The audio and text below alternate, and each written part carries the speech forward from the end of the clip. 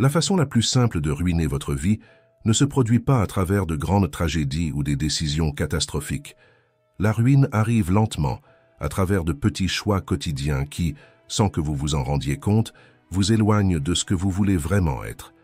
Elle s'installe lorsque vous abandonnez l'idée de vivre votre meilleur en raison de la peur, de la fausse sécurité du confort, ou tout simplement par manque de remise en question du chemin que vous suivez. Avez-vous déjà ressenti ce vide difficile à expliquer? Cette sensation que quelque chose ne va pas, même si tout semble fonctionner. Cela peut être le reflet d'une vie vécue en mode automatique, une routine qui semble sûre, mais qui vous éloigne silencieusement de ce qui donne du sens à votre existence. Dans cette vidéo, je vais révéler 12 attitudes si courantes que vous êtes peut-être déjà piégé par elles, sans même vous en rendre compte. Ce sont des actions et des pensées qui sabotent votre avenir et emprisonnent votre véritable potentiel. Mais voici la bonne nouvelle. Il est encore temps de changer. Chaque choix, aussi petit soit-il, peut être un pas vers une vie plus authentique, plus alignée avec qui vous êtes vraiment.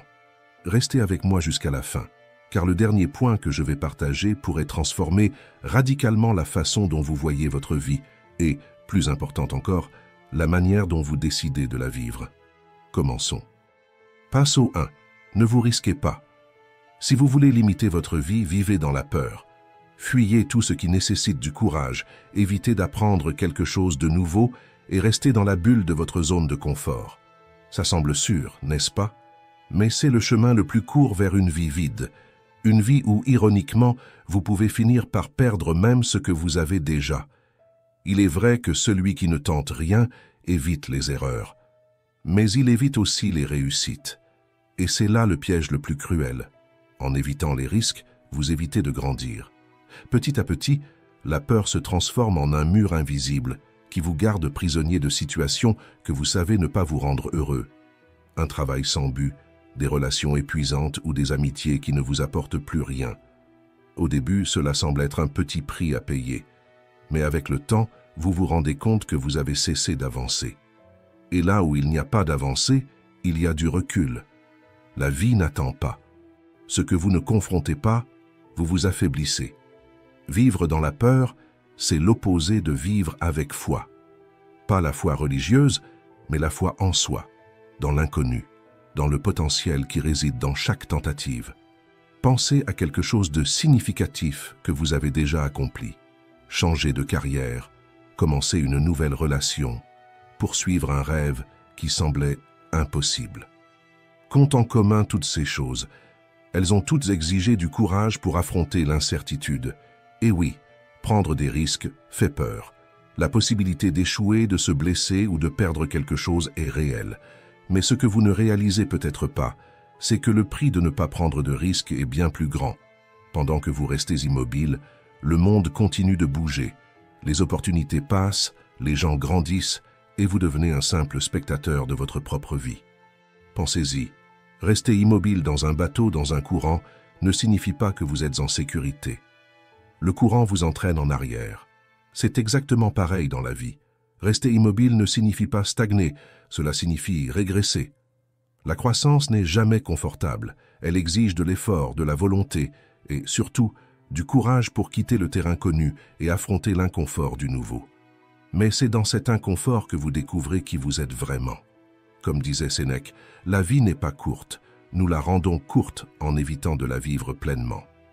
Vivre dans la peur peut sembler sûr, mais c'est la manière la plus garantie de gaspiller ce que la vie a de meilleur. Le véritable risque ne réside pas dans l'échec, mais dans le fait de ne jamais essayer. Parce que le plus grand regret n'est pas l'erreur, c'est le vide de savoir que vous n'avez jamais eu le courage d'essayer. Alors qu'attendez-vous pour ramer à contre-courant? La vie ne vous attendra pas. Le moment de prendre des risques, c'est maintenant. Passo 2. Restez prisonnier de ce que les autres pensent de vous. Si vous voulez un raccourci pour ruiner votre vie, le voici. Vivez pour plaire aux autres. Laissez les opinions des autres dicter vos choix et vous perdrez ce qu'il y a de plus précieux, votre liberté d'être qui vous êtes.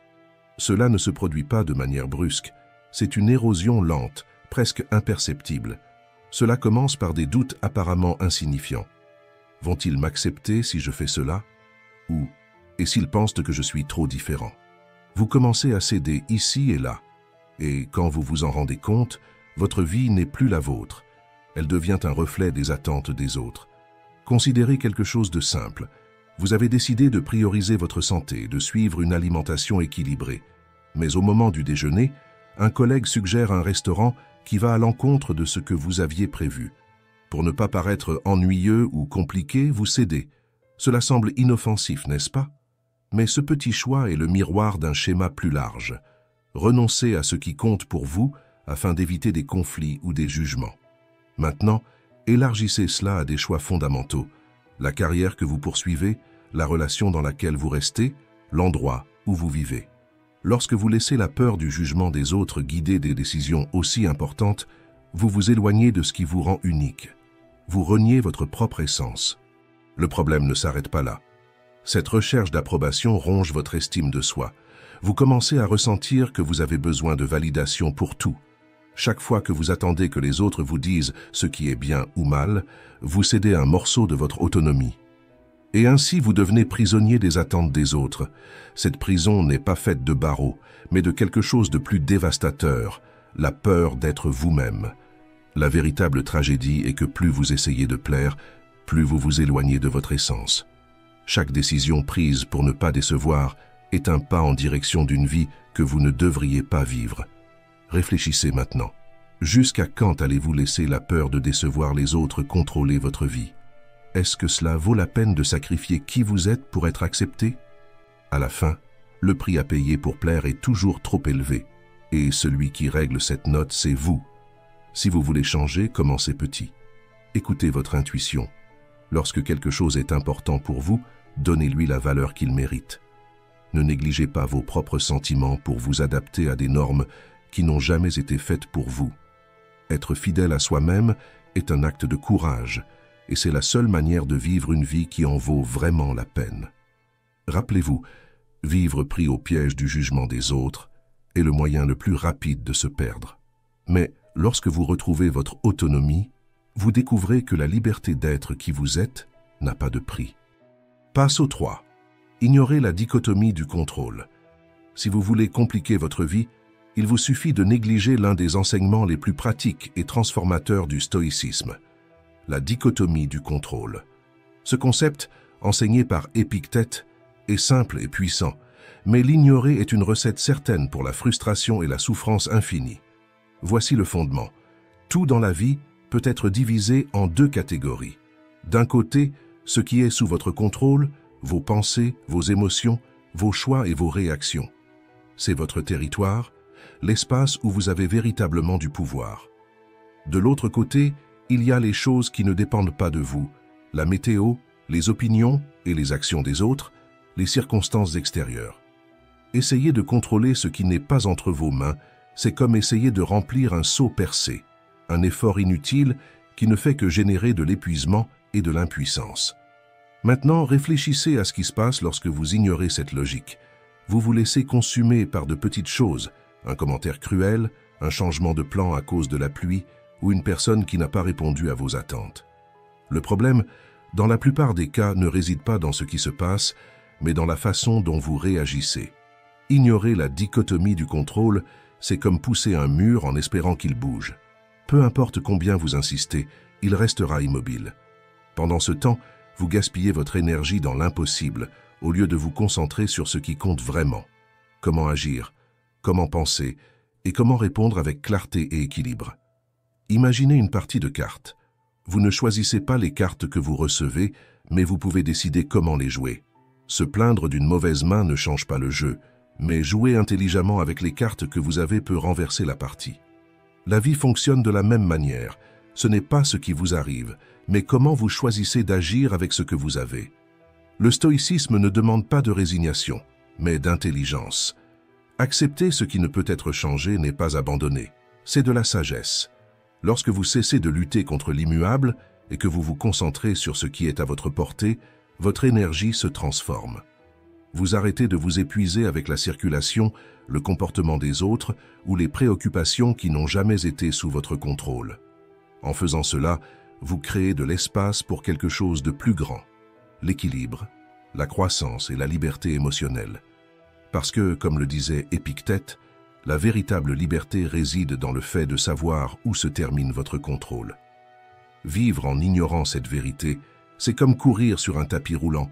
Vous vous fatiguez, vous vous frustrez, mais vous ne bougez pas. En revanche, reconnaître les limites de votre contrôle est un acte de pouvoir. C'est choisir de mener les bonnes batailles.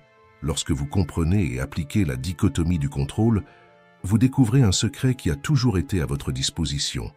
Le pouvoir de transformer votre vie, indépendamment de ce qui se passe autour de vous. Il ne s'agit pas d'abandonner, mais de canaliser votre force dans ce qui compte vraiment. Et c'est là que commence la véritable liberté. Passe au 4. Choisissez toujours la voie facile. Si vous voulez être sûr que votre vie ne changera jamais, voici la formule. Choisissez toujours le chemin le plus facile. Évitez toute situation qui exige des efforts, fuyez l'inconfort et faites le strict minimum ou mieux encore, ne faites rien. Ainsi, vous resterez exactement où vous êtes, figé, loin de toute transformation réelle. La stratégie est simple. Blâmez les autres, vos parents, votre partenaire, votre patron, le gouvernement, toute personne ou circonstance que vous pouvez pointer du doigt comme responsable de vos problèmes. Cela vous protège, temporairement, du poids de la responsabilité, mais cela a un coût élevé. Cela détruit votre volonté. La volonté n'est pas un cadeau que vous recevez à la naissance. C'est quelque chose que vous construisez, comme un muscle. Chaque fois que vous faites face à un défi, elle se renforce.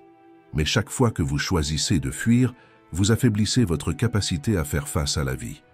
Choisir toujours la voie facile n'est pas seulement une question de paresse, c'est abandonner l'idée de devenir une meilleure version de vous-même.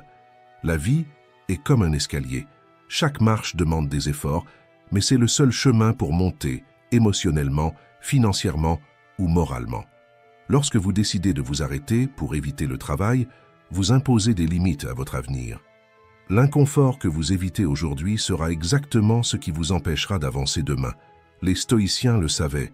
Marc Aurèle a dit « Vous avez pouvoir sur votre esprit, pas sur les événements extérieurs. Comprenez cela et vous trouverez la force. » C'est l'une des vérités les plus dures et les plus libératrices de la vie. Personne ne vous sauvera. La seule personne capable de transformer votre réalité, c'est vous. Mais cela demande du courage. Le courage d'affronter l'inconfort, de faire face aux défis et d'arrêter de chercher des solutions faciles ou d'attendre des sauvetages qui ne viendront jamais. Choisir la voie la plus confortable peut sembler tentant sur le moment, mais c'est ce choix qui vous condamne à une vie sans signification. C'est dans l'inconfort que vous découvrez votre véritable force. Ce sont les moments difficiles qui façonnent qui vous êtes, qui testent vos compétences et qui construisent votre résilience. Lorsque vous fuyez l'effort, vous choisissez de rester faible. C'est comme un muscle qui n'est jamais utilisé. La volonté s'atrophie. Et, quand vous en aurez le plus besoin, elle ne sera tout simplement pas là. Il en va de même pour votre vie. Choisir toujours le plus facile, c'est renoncer à votre potentiel. C'est renoncer à la satisfaction de réaliser quelque chose qui compte vraiment. Parce que les réalisations qui valent la peine ne naissent pas de la facilité. Elles naissent de l'effort, de la dédication et du courage de faire face à ce qui fait peur. À la fin, la vie vous offre seulement deux choix, le confort qui vous maintient au même endroit ou les défis qui vous emmènent plus loin. Le choix vous appartient. Mais sachez que le prix d'éviter l'effort sera, tôt ou tard, une vie à moitié vécue, sans croissance, sans but, sans la satisfaction de regarder en arrière et de voir jusqu'où vous êtes allé. Et avant de continuer, si vous croyez en la puissance de ces réflexions et souhaitez vivre une vie avec plus de sens, abonnez-vous à la chaîne, laissez votre like et partagez cette vidéo. Ensemble, transformons la façon dont vous abordez l'effort et la vie. Passe au 5. Ne jamais apprendre à gérer ses émotions. Si vous voulez vivre dans un chaos constant, il vous suffit d'ignorer tout ce que vous ressentez. Faites comme si les émotions n'existaient pas ou qu'elles étaient insignifiantes. C'est le chemin parfait pour vous déconnecter de vous-même, perdre le contrôle et transformer votre vie en une collection de frustrations mal résolues. Ignorer les émotions, c'est comme éteindre le panneau de contrôle d'un avion. Vous pouvez continuer à voler pendant un certain temps, mais sans connaître la direction, la vitesse ou la sécurité du trajet. Tout semble sous contrôle, jusqu'à ce que, soudainement, vous vous perdiez ou percutiez quelque chose que vous n'avez pas vu arriver. Les émotions ne sont pas des ennemis. Ce sont des signaux, des alertes sur ce qui se passe à l'intérieur de vous. Les ignorer ne fait pas qu'elles disparaissent. Au contraire, elles s'accumulent comme une tempête silencieuse, et l'impact, tôt ou tard, devient inévitable. Pensez à la colère. Quand vous ne la reconnaissez pas ou n'investiguez pas la raison qui se cache derrière, elle ne disparaît pas. Elle grandit, cachée, comme une cocotte minute qui accumule de la chaleur jusqu'à exploser de manière démesurée. La tristesse, lorsqu'elle est ignorée, ne se dissipe pas. Elle prend des racines profondes et se transforme en vide, un trou qui semble impossible à remplir. Quant à l'anxiété, lorsqu'elle est ignorée, elle grandit jusqu'à vous paralyser, étouffant votre capacité à agir et à vivre pleinement. Gérer les émotions ne signifie pas être dominé par elles. Cela signifie avoir le courage de regarder à l'intérieur, de reconnaître ce que vous ressentez, de comprendre d'où viennent ces sentiments et de choisir consciemment comment réagir. C'est ça, le véritable contrôle émotionnel. Lorsque vous acceptez les émotions comme des alliés, elles deviennent des outils puissants. La colère peut être un appel à établir des limites. La tristesse peut être une invitation à ralentir et à traiter les pertes. L'anxiété, aussi inconfortable soit-elle, peut vous alerter sur des changements nécessaires. Les émotions sont des boussoles, non des ennemis. Mais si vous voulez compliquer encore plus votre vie, continuez à ignorer. Faites semblant que tout va bien. Enfoncez la tristesse au fond de vous, ignorez la colère et fuyez l'anxiété. Cela semble plus facile, mais c'est une illusion. Réprimer les émotions, c'est comme bloquer le flux d'une rivière. La pression s'accumule et lorsque la rupture se produit, elle est dévastatrice. Se regarder à l'intérieur peut être inconfortable au début, mais c'est le premier pas pour reprendre le contrôle de votre vie. Lorsque vous reconnaissez ce que vous ressentez, vous cessez d'être l'esclave des émotions et vous apprenez à les utiliser comme des alliés. Ignorer vos émotions est, sans aucun doute, le chemin le plus rapide pour se perdre. Mais les affronter est la seule manière de trouver l'équilibre, la clarté et la force dont vous avez besoin pour vivre de manière authentique et épanouie. Passo 6. Portez le passé. Si votre objectif est d'immobiliser votre vie, accrochez-vous fermement au passé. Tenez-vous à chaque erreur, douleur et déception comme s'ils étaient des vérités absolues sur qui vous êtes. Utilisez ces souvenirs comme des lunettes pour voir le présent, transformant le monde autour de vous en un reflet de vos blessures. Le problème, c'est que lorsque vous permettez au passé de cesser d'être un professeur pour devenir un bourreau, il ne limite pas seulement votre vision, il consomme votre essence. Le passé existe pour enseigner, pas pour vous punir. Mais en le portant comme un poids constant, vous vous envoyez un message cruel. Je ne suis que ce qui m'est arrivé. Ce poids ne se contente pas de vous étouffer, il vole aussi votre énergie. Il trouble votre perception du présent, bloque votre capacité à voir l'avenir avec clarté et vous emprisonne dans un cycle vicieux de revivre de vieilles douleurs. Et ce faisant, vous arrêtez de créer de nouveaux chemins, des chemins qui pourraient vous mener à des endroits que vous ne pouvez même pas imaginer. Ce qui vous est arrivé, ce qui a été dit, ressenti ou perdu, n'est pas tout ce que vous êtes. Ce ne sont que des morceaux isolés d'une histoire beaucoup plus grande. Si chaque expérience négative devient le moule avec lequel vous définissez votre vie, le monde finira par sembler n'être qu'un reflet de votre douleur. Pensez-y, si vous ne lâchez pas le passé, vous serez condamné à regarder l'avenir avec les yeux de ce qui a été. Cette vision trouble ne déforme pas seulement la réalité, mais bloque toutes les opportunités de changement. Rien, absolument rien, ne brisera ce cycle tant que vous ne déciderez pas de vous en libérer. Comme l'a dit Viktor Frankl avec sagesse, lorsque nous ne pouvons pas changer une situation, nous sommes invités à nous changer nous-mêmes. Et ce changement commence lorsque vous cessez de vous accrocher à vos douleurs et les transformer en leçons. Il ne s'agit pas de nier ce qui est arrivé, mais de donner à ces moments une nouvelle signification. Une signification qui nourrit votre croissance et non votre stagnation. Surmonter le passé, ce n'est pas effacer les marques qu'il a laissées. C'est comprendre que chaque blessure porte un objectif. Vous enseignez, vous fortifiez, vous préparez. Ce qui s'est passé était réel, mais cela ne doit pas être une condamnation. Rappelez-vous, Tant que vous portez le passé comme une ancre, vous êtes prisonnier. Mais au moment où vous déciderez de le lâcher, il se transformera en une voile, quelque chose qui ne vous tire pas en arrière, mais vous pousse en avant. Le choix vous appartient. Portez le poids ou naviguez en toute liberté. Passe au 7. Présumez le pire des gens. Si vous voulez vraiment saboter votre vie, adoptez cette mentalité. Croyez que personne n'a de bonnes intentions. Convainquez-vous que le monde est un champ de bataille et que tous ceux qui vous entourent sont prêts à vous attaquer. Cette façon de penser vous place dans un état d'alerte constant, isolé et toujours sur la défensive. Vous commencez à voir des ennemis là où il n'y en a pas, transformant même votre imagination en votre plus grand bourreau. Comme l'a dit Sénèque, nous souffrons plus dans notre imagination que dans la réalité. Lorsque vous présumez le pire des gens, tout autour de vous semble être une menace. Un collègue n'est pas d'accord avec vous au travail? Il doit essayer de saper votre position. Un ami met du temps à répondre, il ne se soucie plus de vous. Et ainsi, des situations neutres ou banales deviennent du carburant pour des rancœurs et des ressentiments. Mais voici la vérité. Vivre en méfiant de tout et de tout le monde ne vous protège pas. Cela ne vous renforce pas. Au contraire, cela vous épuise. Chaque fois que vous choisissez la méfiance plutôt que la compréhension, vous vous éloignez des gens. Vous construisez des murs au lieu de ponts. Et lentement, vous vous enfermez dans un cycle d'isolement émotionnel qui ronge votre âme. Maintenant, arrêtez-vous et réfléchissez. Que se passe-t-il lorsque quelqu'un fait quelque chose qui vous dérange? Vous avez deux choix. Vous pouvez présumer le pire, permettant à la colère et aux rancœurs de prendre le dessus.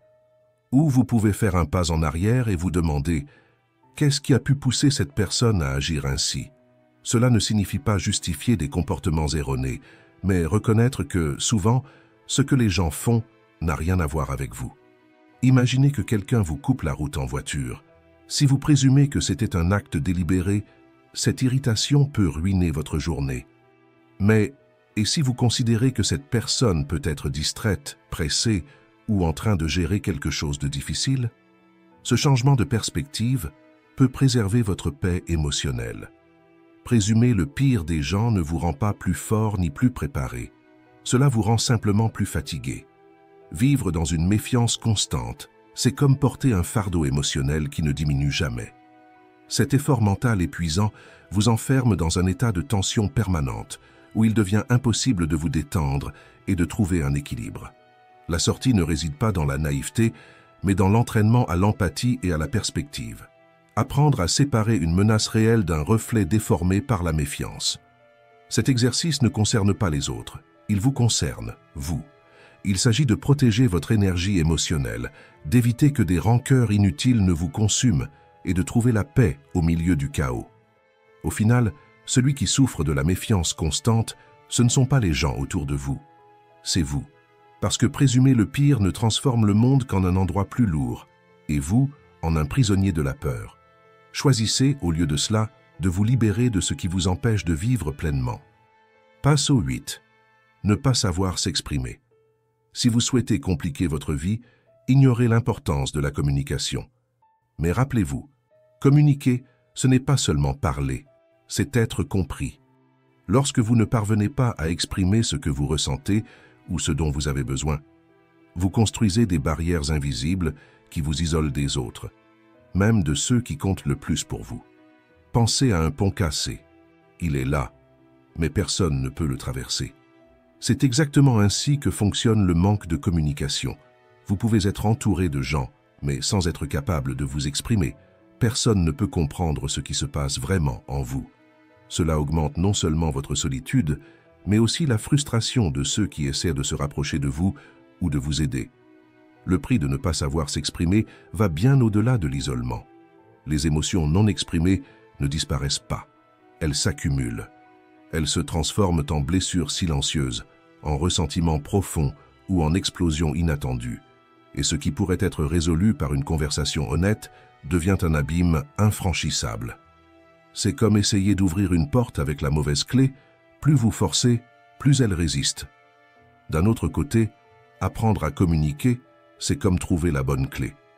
La communication claire et intentionnelle est un acte de respect, tant pour vous que pour les autres. Cela ne garantit pas qu'il y aura toujours un accord ou que vos attentes seront satisfaites, mais cela crée quelque chose de bien plus précieux, la compréhension.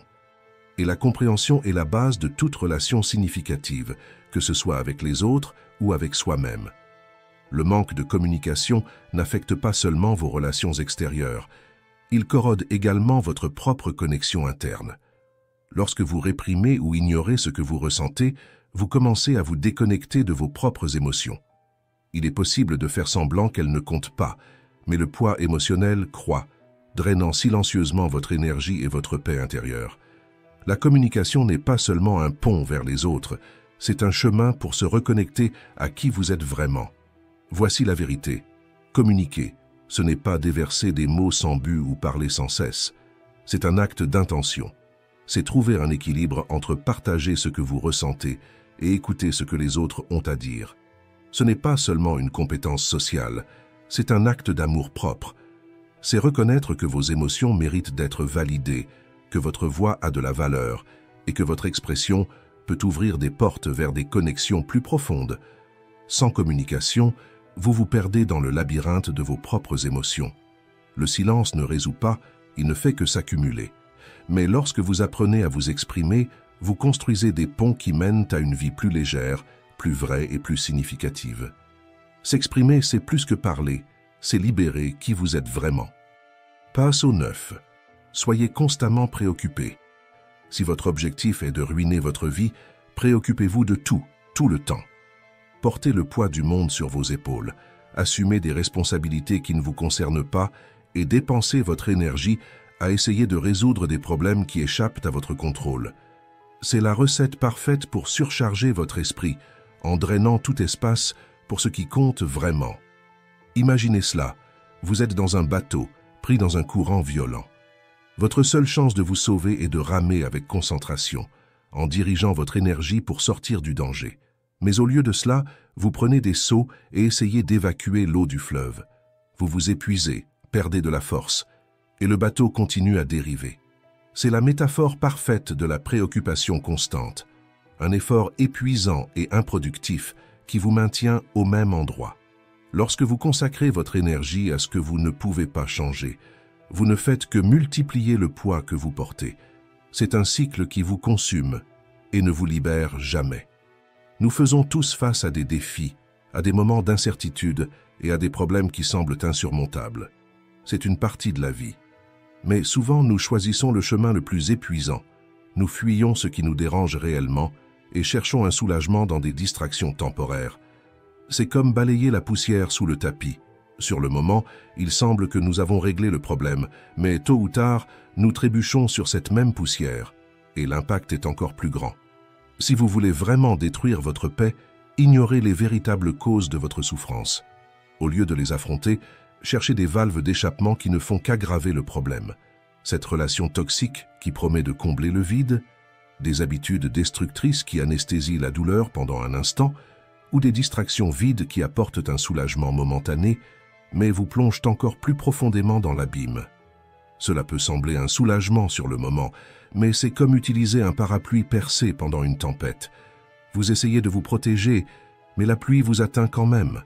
Vous ne résolvez pas le problème, vous le retardez seulement. Alors demandez-vous, êtes-vous en train de faire face à la tempête ou de simplement fuir? Fuir n'a jamais été la solution. Se préoccuper sans agir, c'est comme ramer en rond. Vous vous fatiguez, vous vous frustrez, mais vous n'avancez pas. La vérité est dure mais libératrice. Affronter ce qui vous dérange demande du courage, mais c'est le seul moyen de soulager le poids qui vous étouffe. Ce n'est pas facile, mais c'est nécessaire. Arrêtez de lutter contre le mauvais courant.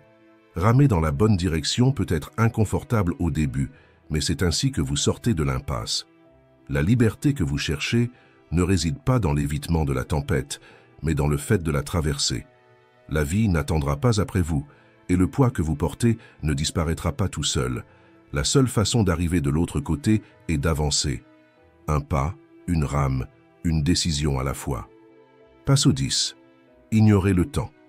Si vous voulez gaspiller votre vie, voici une méthode infaillible. Traitez le temps comme s'il n'avait aucune valeur. Vivez comme s'il était infini, en croyant qu'il y aura toujours un lendemain pour faire ce qui compte.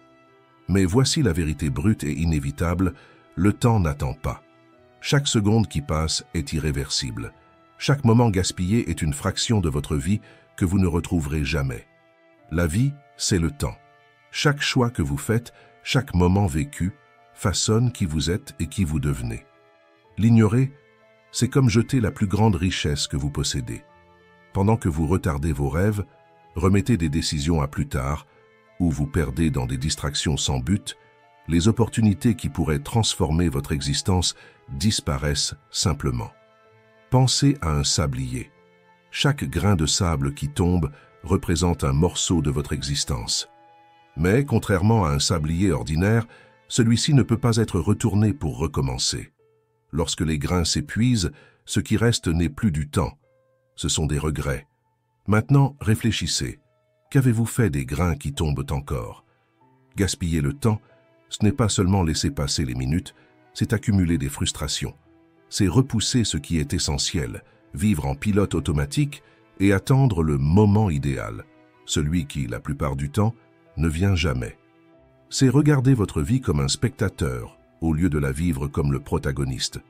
Mais valoriser le temps, ce n'est pas courir sans direction, ni vivre dans la précipitation. C'est vivre avec intention. C'est transformer chaque minute en quelque chose qui a du sens. Apprendre, créer, aimer, se reposer consciemment. Peu importe ce que vous faites, tant que cela reflète ce qui est vraiment important pour vous. Si vous continuez à ignorer le temps, viendra un jour où vous vous retournerez et réaliserez que ce n'est pas le manque de temps qui vous a empêché de vivre la vie que vous vouliez, mais les choix que vous avez faits avec le temps que vous aviez. Comme le disait Sénèque, ce n'est pas que nous ayons peu de temps, mais que nous en perdons beaucoup. La vie vous offre un choix chaque jour. Vivre de manière intentionnelle ou continuer à gaspiller les jours qui restent. Seul vous pouvez décider ce que faire du temps qu'il vous reste. Rappelez-vous, le temps est limité, mais votre impact peut être infini à condition de choisir de l'utiliser avec sagesse. Car à la fin, ce qui importe vraiment, ce n'est pas combien de temps vous avez, mais ce que vous en faites. Passe au 11. Ne jamais penser à la mort. Éviter de penser à la mort est une manière subtile mais puissante de fuir la vie. Les stoïciens savaient cela. Pour eux, réfléchir à la mort n'était pas un exercice morbide, mais une pratique qui libérait. Memento mori, souviens-toi que tu vas mourir, n'était pas un rappel pour avoir peur, mais pour vivre. Marc Aurèle l'a exprimé clairement. Tu peux abandonner la vie à cet instant. Laisse cela déterminer ce que tu fais, dis et pense. Lorsque nous faisons semblant que la mort n'arrivera jamais, nous vivons comme si demain était garanti. Nous retardons nos rêves, évitons les conversations essentielles et ne montrons pas notre amour à ceux qui comptent le plus. Ce déni ne vide pas seulement la vie, il nous réduit à une existence sans éclat. Nous survivons, mais nous ne vivons pas. Sans la conscience de notre finitude, nous acceptons moins que ce que nous méritons. Nous nous contentons de relations qui ne nous touchent pas, d'emplois qui ne nous inspirent pas et de rêves qui restent bloqués sur le papier. Tout cela parce que le confort du connu semble plus sûr que l'urgence de vivre pleinement. Et ainsi nous nous illusions. Il y a encore du temps. Mais le temps est impitoyable. Il n'attend pas, ne fait pas de pause et ne propose certainement pas de seconde chance. Chaque moment que nous laissons passer est une opportunité perdue de créer, d'aimer ou de transformer. Pensez-y. Imaginez le prochain Michel-Ange, ne créant pas des œuvres qui transcendent le temps, mais pris dans des tâches banales, se contentant de garantir le minimum pour survivre. Il échange l'extraordinaire contre le tolérable. Et le plus triste, beaucoup d'entre nous vivent exactement ainsi. Peut-être avez-vous aussi laissé quelque chose d'important derrière vous, quelque chose qui aurait pu changer votre histoire, mais qui a été étouffé par la fausse sécurité de la routine. Le problème, c'est que la vie n'est pas compartimentée. Ce que vous tolérez dans un domaine, un travail sans passion, une relation sans profondeur, finit par contaminer tout le reste. Penser à la mort n'est pas fait pour vous paralyser, mais pour vous réveiller. Cette conscience est un appel à vivre. Chaque moment est unique, irremplaçable, et cette vérité nous oblige à arrêter de vivre en pilote automatique. Lorsque nous acceptons que la fin est inévitable, nous trouvons la liberté de rechercher ce qui compte vraiment, aimer profondément, créer quelque chose qui perdure au-delà de nous et vivre avec un but. Parce que la vie ne consiste pas seulement à passer les jours, il s'agit de les remplir de sens. Comme l'a dit Marc Aurèle, ce n'est pas la mort qu'un homme doit craindre, mais il doit craindre de ne jamais commencer à vivre. La mort n'est pas l'opposé de la vie, c'est ce qui lui donne son sens. Lorsque nous embrassons cette vérité, la peur disparaît et l'extraordinaire trouve de l'espace pour fleurir. Chaque jour devient une opportunité, non une obligation. Si vous êtes arrivé jusqu'ici, commentez « Courage stoïcien ». Merci d'avoir regardé.